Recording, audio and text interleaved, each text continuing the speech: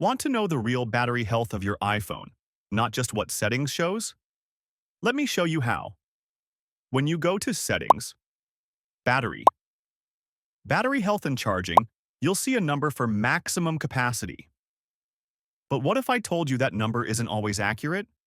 Let's see how to find the real value.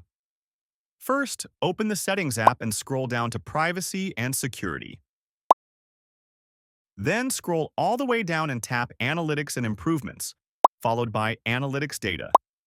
Here, you'll see a long list of files. Look for one that starts with Analytics and choose the most recent date. Now, it looks complicated, but don't worry. We just need one piece of data.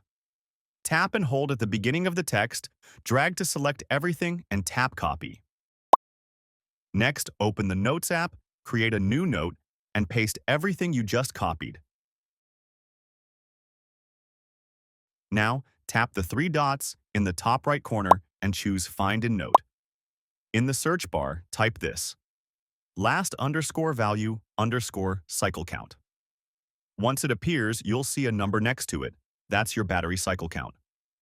For example, if mine says 538, it means my iPhone battery has gone through 538 full charge cycles. According to Apple, a normal iPhone battery is designed to retain up to 80% capacity after 500 cycles. So if you do the math, 538 cycles mean my actual battery health is around 75%. That's it. Now you know how to check the real battery health of your iPhone. If this video helped, like it and subscribe for more quick iPhone tips.